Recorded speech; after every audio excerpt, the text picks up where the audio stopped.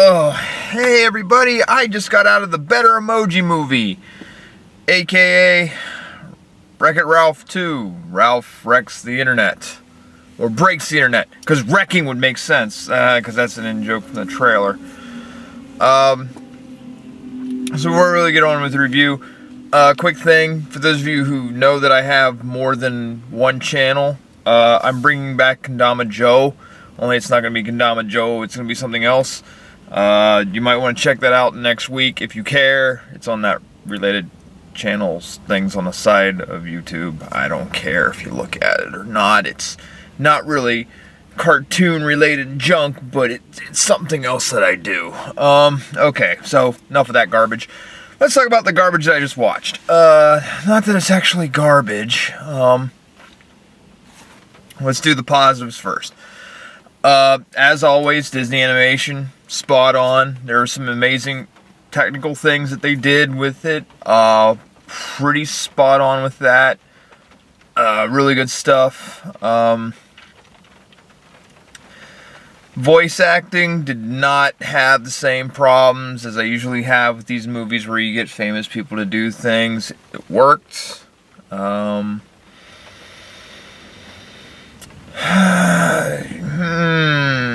were a couple scenes that were solid in this movie. The princess scene, which they've showed a couple times, but when you see it in its entirety, it works. That's really all I've got for the good stuff. They worked things out pretty well in that aspect, but in terms of, there's nothing really inherently bad about this film. There's some things that are more meh than awful. One of the things, and this is usually a pox upon most sequels to begin with, it's not as memorable or as, like, it doesn't have the staying power of the first movie. Now, it's been, I have not watched the original movie since it was in theaters, so it's been 6 years since I've seen the original, but I remember a good chunk of it because a lot of that stuff was pretty memorable. And Penelope might be, I don't know, like my third favorite princess. I don't know, she's not my number one, but the only thing I really cared about in terms of the princess stuff was there's Merida. Anytime Merida's in a thing, I'm happy. Mostly what gets me about this movie in this sequel, and as I said at the very opening, was this is the better Emoji Movie, because it's a little bit more well thought out with everything. And look, I know that's going to be a thing that's going to occur, because I mean there's so many different brands in this film. I mean Google and eBay and Amazon and Twitter, and they make references to YouTube and Pinterest and Facebook. I mean, that's the one thing that really hurt my head. If there is a bad thing about this film, it's a lot of sensory overload, which I get it. It's the internet and your representation of the internet, so it's going to hurt seeing all that shit at once. So if that's what they were going for, good on them, they did it. But in terms of this film, it sort of has the same problem that the first movie did, because it's within the title itself. It's Wreck-It Ralph. Ralph is not the star of his own movie, both times. It's all about Vanellope. Okay, fine.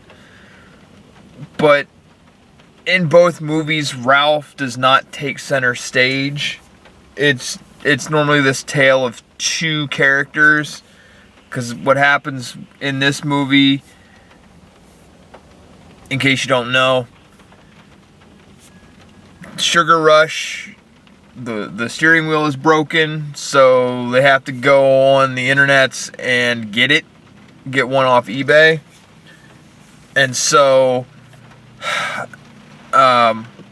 it's about her and what she wants to do, what Sarah Silverman's character wants to do, and that's fine. But the problem is, like, there's not a whole lot dealing with Ralph in this film again. And it takes away from it. It really does. And the things, like the typical things that you would see in a film like this about two friends, like when they actually try to resolve the problem, kind of sort of isn't. And I mean, in the end it does happen, but I don't know, it just seems sort of like a quick fix. Because that was, this is going to sound really weird, but I'm kind of comparing this film to Full Metal Jacket, which sounds like, what the fuck did you just say? So if you've not watched Full Metal Jacket by Stanley Kubrick, it's really a tale of two movies.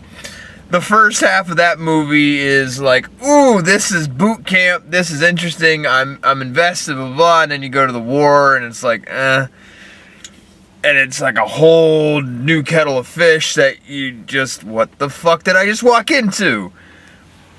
This film's kind of the same way. The first half of this film is all about getting the steering wheel and everything that they have to do or try to understand in the internet to achieve that goal. And then they achieve that goal, but then you've got another half of a fucking movie to go. And it's like, okay, well now what the fuck?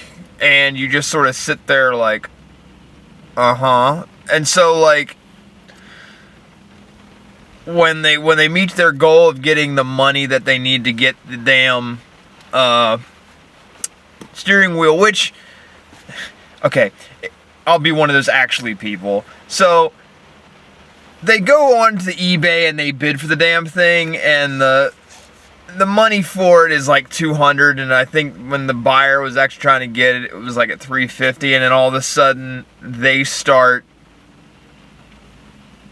upping their bid, which I could see if they were in competition for it, but they're not. So I don't know how they end up owing as much money as they do, so that's kind of weird. Yeah, that doesn't really help the situation. But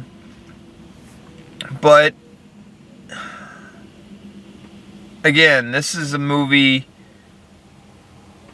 that had some good ideas. It executed them well, but it just fell short. Not saying that's a bad movie in a way. I like it. The sad moment, which I'm starting to learn is something that Pixar has given Disney like allowance to do, because Pixar movies always have that one scene that's like, oh my god, I can't take this and I'm fucking crying. This is the worst thing. Everybody knows it's the last 5 minutes of Coco. Everybody knows it's the first 10 minutes of Up. You know, like they have that market cornered, and they're trying to let Disney do it. And the moment where they have it, where it's like, oh, this is what a friendship's supposed to do. Like, good friends will know that things will change, and it's okay to change, and, you know, sometimes changing makes it stronger. Didn't really have that moment for me. In fact, I just sort of sat there and was like, okay. There actually was a moment. Oh wow, they're killing the lights around here. But then again, I don't even know what time it is and I'm actually doing this. My God, this looks awful. Kill the lights on me. I have to do this. But again, it is almost midnight, so whatever. They're cutting the lights on my dumb ass. I mean, they started this movie late for me. 20 till 10. So that was a little weird. I just got my lights cut off. It's like worse than I did the goddamn, okay, so the camera's kind of picking back up on this, and I'll let it go from there. Damn, that's weird. No, I better keep that on. The other weird thing was, oh God, just got sidetracked by that. Yeah, okay, now I know where I was going. So, I usually go at the latest possible viewing of one of these movies, because I just don't like people. And so they were showing this at 20 till 10. Alright, fine. I don't care. And when I got in, I'm the only fool in there. That's it. And I'm like, oh, good. This has only been out a week. No one's in here. This will be fine. So I'm enjoying it. And I'm literally, it's probably a good 40 minutes in. And these 3 people come walking in. This isn't the first time this has happened either. I have been to a movie and people show up more than half an hour in.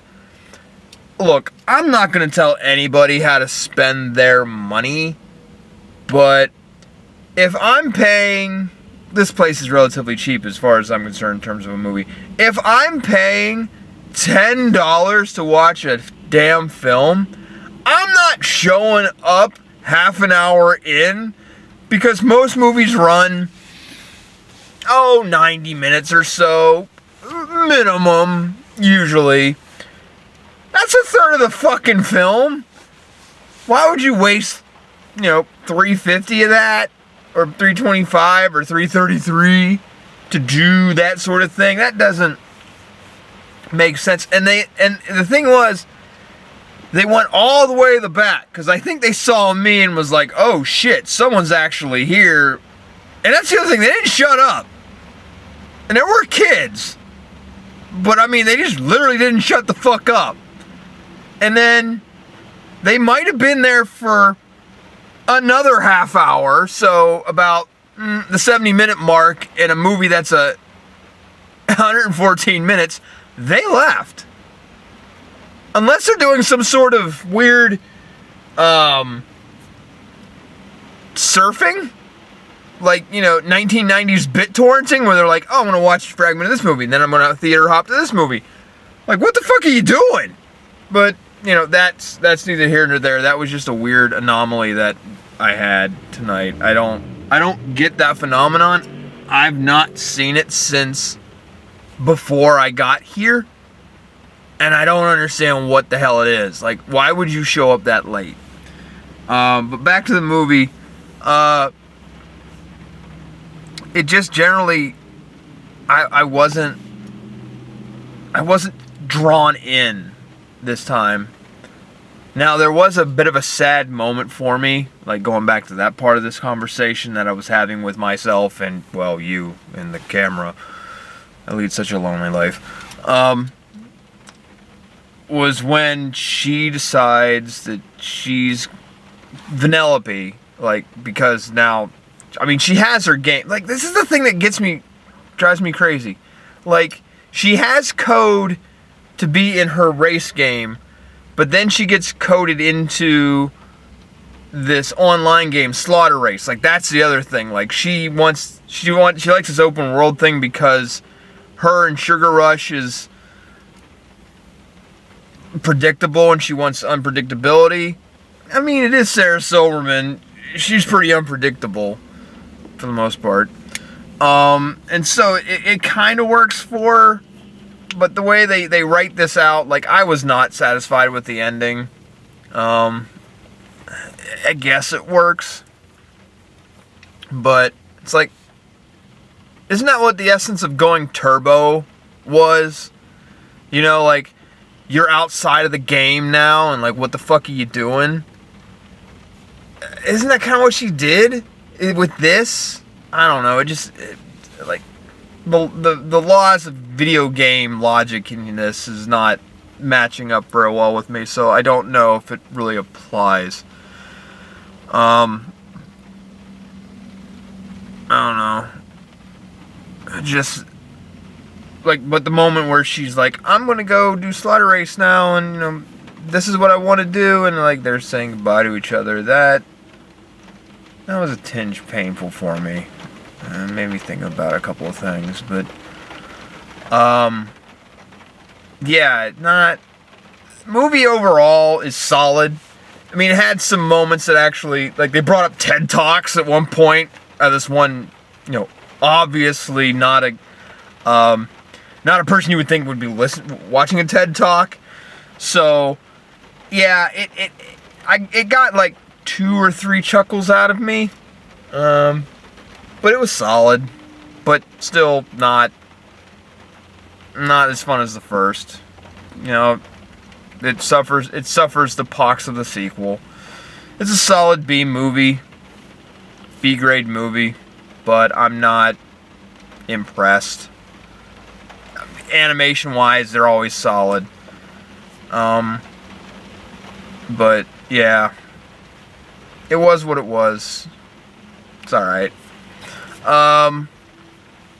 Trailers. I saw a trailer for Aquaman. I don't care.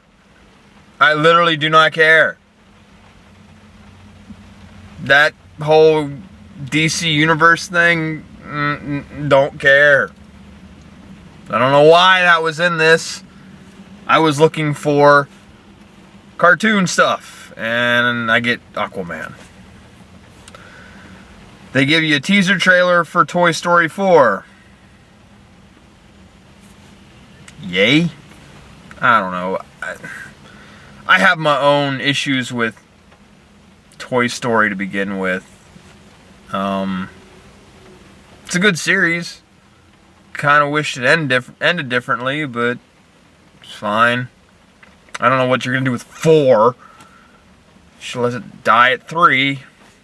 Like, literally die at 3, but you're not. So, no one really knows where you're going to bring this to. And then I got Dumbo. I don't know what to make of this shit. This whole live action, shot for shot remake of Disney properties. I mean, I like Tim Burton. Every once in a while, he hits one out of the park. Beetlejuice, 1989 Batman, Big Fish. Really good stuff, but I don't know what to make of Dumbo. I'm not feeling it. I don't know if I'm even going to go see it. I mean, I could, because it's a family film, and that's my bread and butter, cartoons and family films. But, I don't know. Something about it doesn't mesh well with me. So, I'm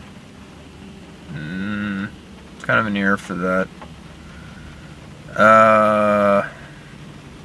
Is there anything else of particular note with Wreck-It Ralph Breaks the Internet? The post-credit scene.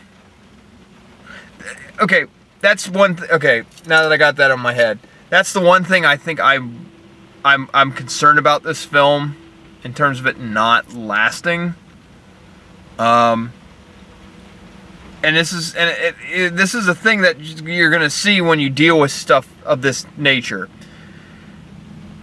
You're talking about the internet, and you're talking about trending things and things that are popular, and the problem is some of that stuff is not going to be here 6 months from now.